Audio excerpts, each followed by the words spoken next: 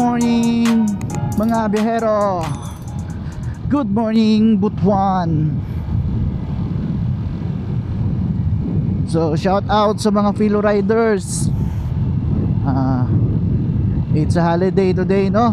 April 9. So sa mga nagbabalak na mag-rides, ride safe sa inyo, ride safe.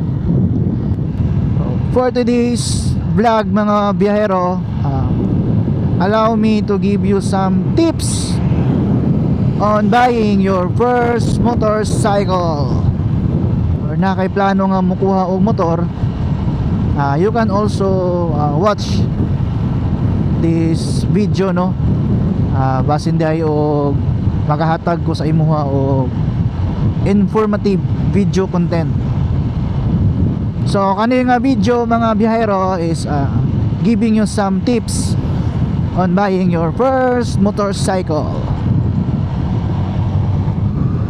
So mga biyahero, I will give you 5 tips. So kung nakaangay mo ani, you can give thumbs up, no, or approve sa ato ang video.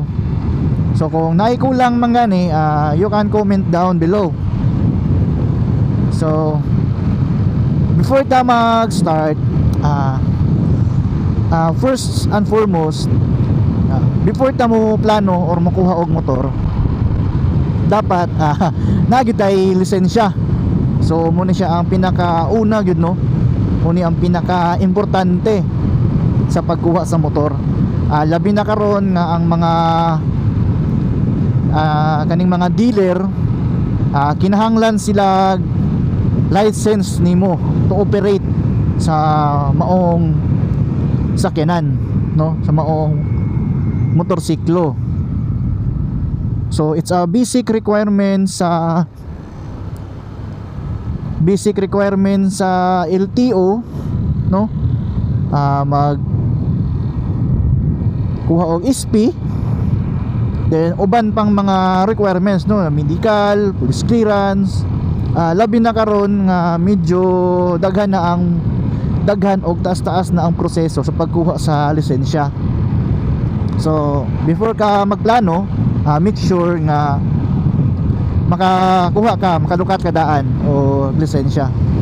So after that, kung nanakay lisensya, so dili na dayon ta magsugod, no, sa tip number 1.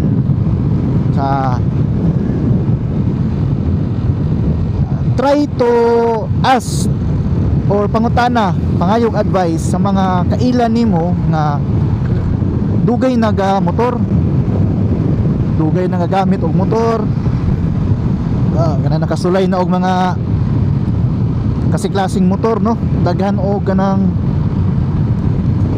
na siya og experience ba. So isa na siya mga biyahero nga makahatag sa imong idea kung unsa nga brand ba, no, or model sa motor ang makuha nimo. Then aside from that, naapoy gitawag nato nga trend, no, uso, especially karon sa mga batanon na hilig og mga tawagan to ning underbone, no, yung mga sniper. Labi na pud karon nga nauso ng mga matic, no, mga NMAX, Aerox. So isa na siya sa mga ato ang factor, no, dapat mangutana ta og seek tag advice sa mga mas taas og experience sa pagmotor. So sa ikaduhang tips, diri na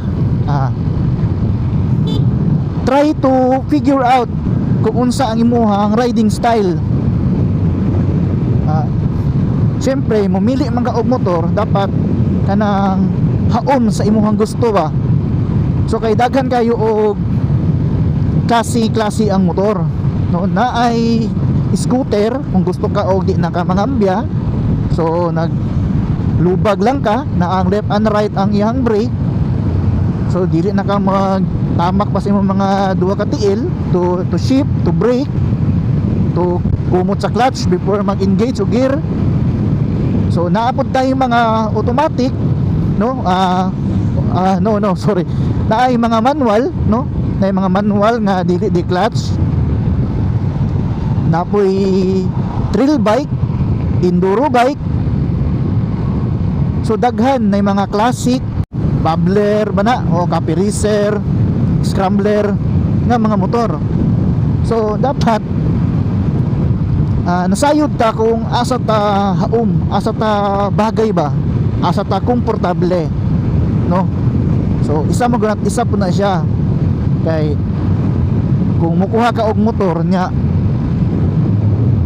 na dili sa imuhang dili ka komportable ba, so ikaw gyapon ang mag-suffer. So sa ikatulong trips mga biyahero, dire na. So nakapangayo na kag-advice, no? Naka-advise na sila nga mauni. So nakakuha na ka sa imuhang riding position, riding style na komportable imo paminaw. Katulo, pag nakapili na ka sa motor na imong nagustuhan, bisag dili motor, no, bisag sasakyanan, nga bike or anything na nakuha nimo, try to get a review, no? Check nimo mga review, no? Makita nimo na sa YouTube may mga review unsay mga ilang mga feedback.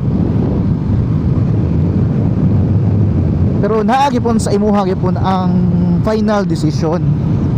Pero at least nakita nimo sa mga review nila ay mao din ni ang iyahang problema, aw mao din ni iyahang dili siya kuan day advantage, mao din yung disadvantage, no?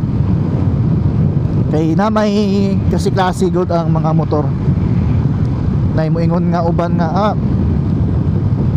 kuan man na siya 150 pero mudagan ra og nana ba.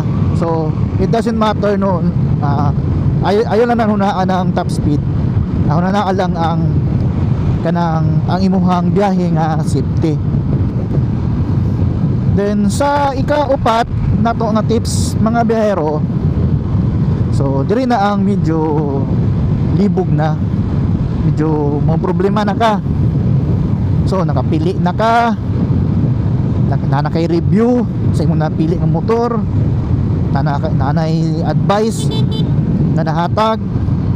So kaning tips number 4 na to, diri na ang kuan, unsaon nimo pag-avail, unsaon nimo pagkuha. So daghan og pamaagi para makuha nato ng mga butang na atong gusto. So tagaan ta mo idea, makuha nato ni pinaagi sa libre, no, free. Makuha siya pinaagi sa pag-cash, o ang pinaka-common kaning installment. So sa laktod nga pagkaistorya ang pag-utang binulan. So kung malikon nganong nakaingon ta og free, so ani ra siya. For example, no, ikaw ang pinaka good boy sa inyong magsuon, ikaw ang pinaka good boy sa inyong trabaho, ikaw ang achiever. So naay mga gitawag na to og pahalipay si mama, pahalipay si papa nga, sige nak, pag makagraduate ka karon tuiga og cum laude man gani ka, tagaan ti kag motor nga imong gusto, anything sa ayaw lang ng lagpas o 150cc o ana ba. So nana pinaagi sa mga free. So daghan, no, si kuya nag-upgrade, nagsakyan na ang motor, gihatag sa imo, kana free na siya, hatag libre. So ang ikaduhang example ana mga biyahero, kaning cash. So kaning cash syempre angay ra gyud sa mga naay kaya, naay kapasidad. So wala man ko nang ingon nga tanan nga dili na to kaya, pero mas hilas, mas andunahan gitong mo cash. Pag makapili, oy cash nako ni. So it depends na sila no giunsa nila pagkuha ang ilang kwarta. daghan man pug pamaagi ana, na finance, na loan ana. Ang ikatulo nga example mga biyahero, no, sa pag-avail nato is kani yung pinaka-common installment. Kaning utang, no, bayad ta binulan, so monthly bayad. So mao gina siya pinaka-common sa pag-avail nimo. Syempre ang process ana, apply ka sa tindahan o sa dealer na dito na mo napilian ang imong motor. Pag umani mo og fill up dito sa mga form, ma-CI ka, maaprubahan, so mangayo og down, pero mga kontrata, release ang unit. So niana lang ang iyahang inana ka dali, no.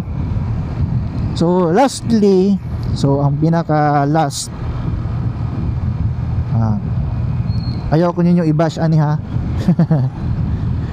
So ang ika-5 nga tips mga biyahero, so naana ang imong unit, no, napili na ka, drive na ka, ulat na lang ka sa imong rehistro to one good kana kampante na dyan ka sa imong pagbiyahe.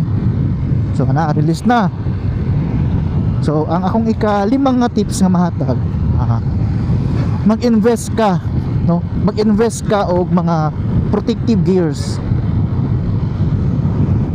Pag naala na imong kompleto na kana akong tips 1 to 4, so ay kalima, invest din ka og protective gears. So like what? So muna ni, so like helmets, gloves, riding gears, no, mga protective jacket,